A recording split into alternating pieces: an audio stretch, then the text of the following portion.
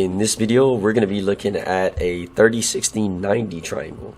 And what I mean by that is we have a right angle, right? So that's 90 degrees.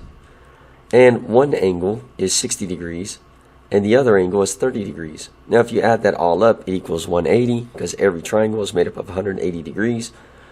But it does change the rule that we apply.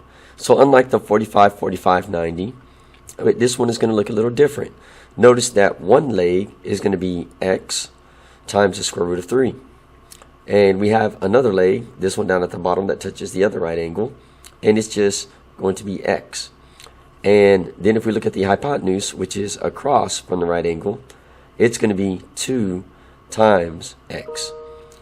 Now, with that being said, you do want to make sure that you always keep these relationships lined up properly. And what I would say is kind of like when we're trying to look at similar triangles and find a side, we always want to find the sides that kind of correlate. And in this case, we're going to use angle to determine the proportional sides of a triangle.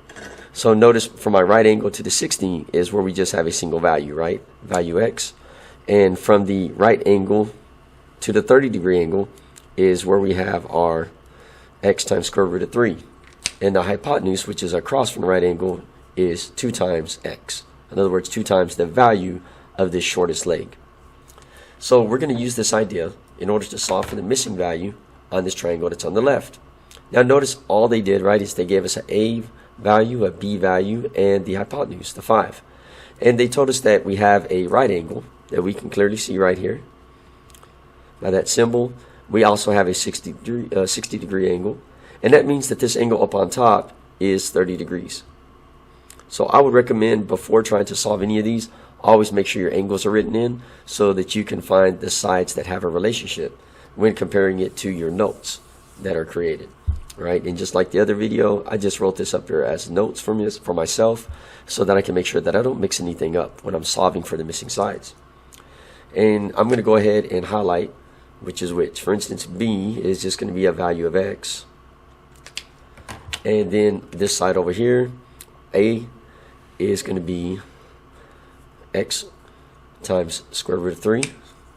And then we have our hypotenuse, which is given, which is 5.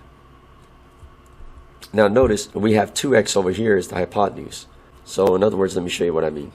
I'm going to take this 5, I'm going to circle it, right? And just like over here, I have 2x, I'm going to circle it.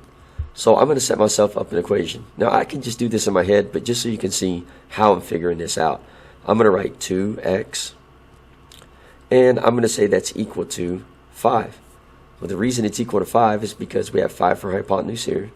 And here I'm telling you that 2x is what the hypotenuse is equal to as well on our notes.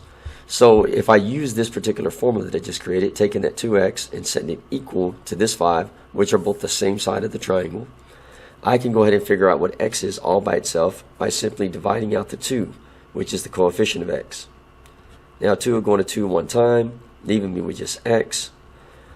And if I wanted to turn it into a decimal, I can, right? 5 over 2. And that would give me 2.5. So x is equal to 2.5. Now, what I will tell you is when I'm working on these types of problems, I typically prefer to just leave things a fraction until I get the values for all sides.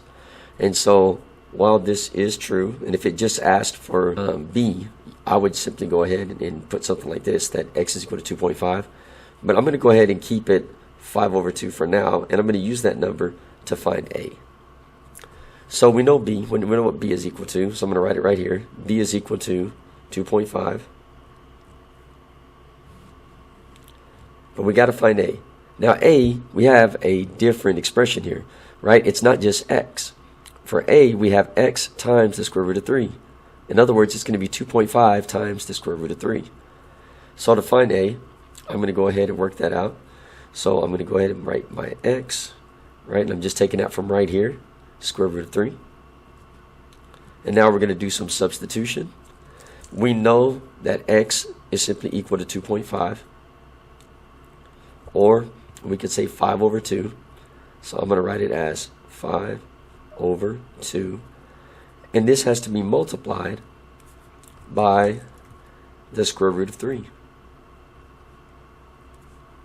And I think you'll see here why it's probably better just to leave it a fraction unless you're just giving the answer for what b is. And that's because now we're going to multiply this out. Now imagine square root of 3, right, is really just like saying square root of 3 over 1. So you're multiplying the 5 to the square root of 3. So it becomes 5 square root of 3. And 2 times 1 is just 2. So this is my final answer. My answer for A is equal to 5 square root of 3 over 2. So I'm just going to fill that in up here.